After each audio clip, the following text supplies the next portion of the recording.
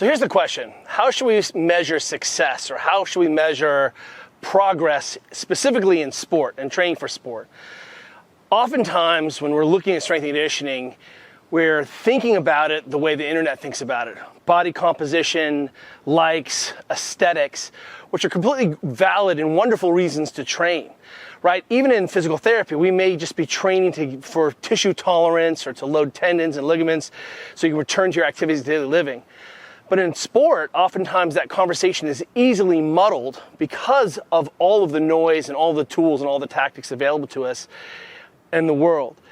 What I would suggest is we kind of think about the progression of what sport training looks like. So on one end, we have fitnessing, right? I'm going to a boot camp, trying to burn calories, I'm trying to burn my booty, I'm getting shredded, which has nothing to do with the sort of results required to be in high-level sports and performance. We start to be a little more sophisticated. I'm in a GPP program, general physical preparedness, but then we sort of slide into something called sports preparation. And that sports preparation is what off-season should look like, which is, developing physical capacities that are difficult to adjust in the gym. Gives me a chance to get stronger, work on restoring range of motion, skills like that. But on the other side, the very end, sort of the opposite of fitnessing, is sports performance. And the idea here is everything that I should be doing in the gym should be related to one task, which is making me better at my sport. So the question is, what goals are we setting? So if I'm training for my daughters or my sons or my team to get better at their sport, and that's that idea, I want to make sure that I'm having some concrete goals there.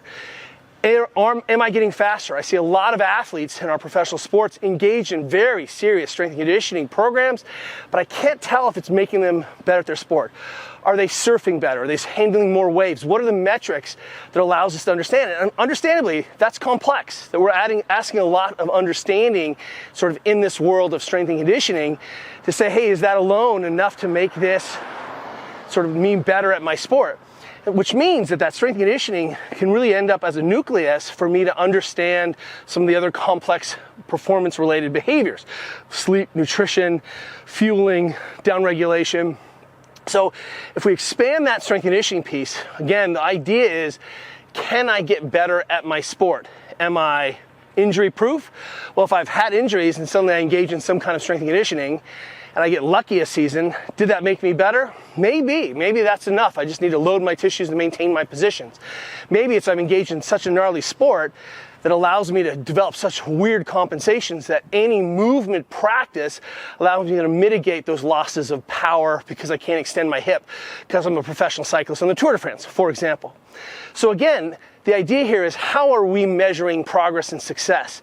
It's difficult sometimes when we really get into brass tacks, because what ends up happening is we end up having to strip a lot of complexity out of the system. We end up stripping a lot of potential choice and fun, the things that I can do in the gym, because suddenly what I'm looking for is minimum therapeutic dose, minimum effective dose, so that my athletes can win.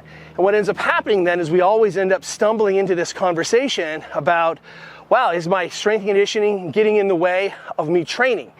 Is my strength and conditioning getting in my way of catching waves or being at practice? Am I having to eat so much more that I can't sort of manage both metabolic demands? So really understanding the inputs and outputs. We know generally the stronger, more powerful athletes who are at the lightest body weight tend to perform really well. We know that strength and conditioning is a wonderful tool, but it's very difficult for us to really be clear about inputs and outputs, and our job as coaches is to do the best we can to understand what it is we're doing. How are we improving the game? That means we need tight feedback loops and we need tight conversation between all coaching staff. It's really easy for me to teach my athletes because they're learning these principles in the gym. Check. My athletes can adopt positions that they couldn't adopt through strength and conditioning now that they can do it. Easier to coach. Check.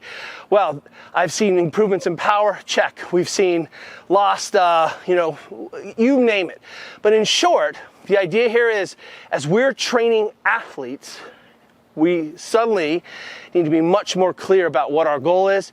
And during the season, our goal is to win, and to all roads lead to that purpose. And if we're not able to answer the question, is my strength and conditioning helping my athletes win? Then we need to maybe look for a different job or ask a different set of questions.